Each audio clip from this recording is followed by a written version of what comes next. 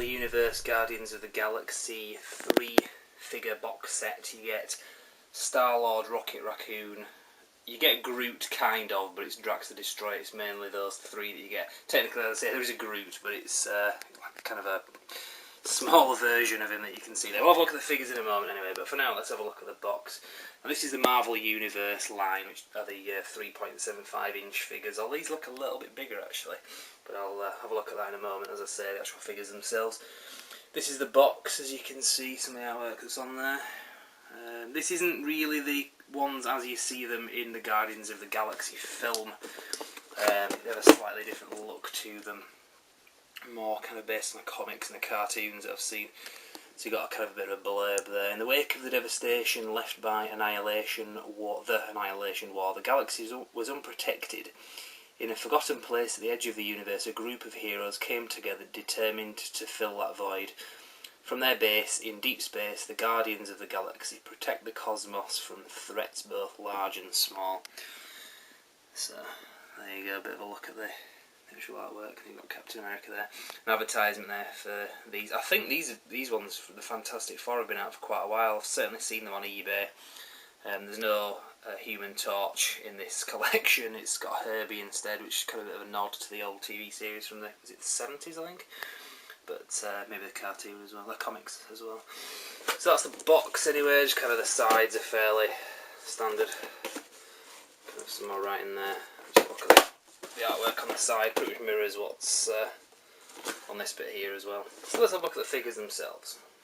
So let's have a look at each figure individually. In fact, let's just get the light on this because it makes it a little bit better. So as you can see, this is the Star-Lord figure, and he carries two of these Kree submachine guns. Those are the only weapons he has. He doesn't have the element gun or anything like that, but still quite impressive anyway.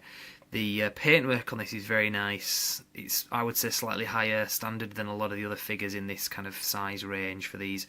Now there's joints in the knees, the kind of crotch area. You can swivel the legs sideways, and you can also kind of move them like that as well, as you can see there. There's a joint in the torso area. You can kind of get him to lean backwards and forwards. The joints in the hands and the elbows, and of course the shoulders as well. The head does move left and right. There's a little bit of give, nodding his head kind of up and down, but I think that's more down to the looseness of the joint. So let's just have a kind of a 360 on this. Probably my favourite from this box set anyway. So the next figure is Rocket Raccoon. Kind of a strange one this, because it's set in a fixed pose. You can't move the legs or arms. There's no joints or anything. You can move the tail, which doesn't really have much of an advantage. I think that just kind of helps to kind of stand him up straight. The gun isn't fixed in his hand. You can kind of take that out.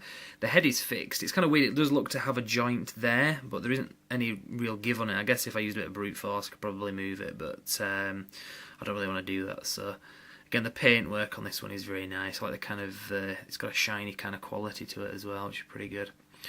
The next one is the Groot figure, as you can see on the box there. Fairly disappointing, to be honest. This is all you get. It would have been nice to have got a larger figure of this character, but there isn't one. You kind of see the face. If I can get it in focus, and it's very small, you can kind of see the face there. That's slightly better. And it comes in this plant pot as well. There is a rumour, just kind of veering off subject, that Marvel is releasing a dancing Groot figure, which isn't part of this line. It should be in the shops before Christmas 2014. I will certainly be keeping an eye out for that. But I say rumour, it's Marvel have kind of announced it, but as to how true that is, I don't know.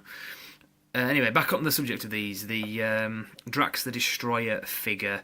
Now this one does seem to have the exact same mould that some of the other figures, for example, this Absorbing Man figure, he does seem to have all the same parts, just painted differently.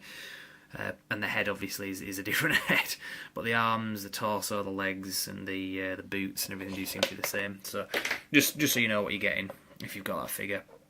Very nice. Again, this is probably my second favourite from this collection. He's got these two blades that he kind of carries, and they do fit into these as well. They kind of slot in his belt there.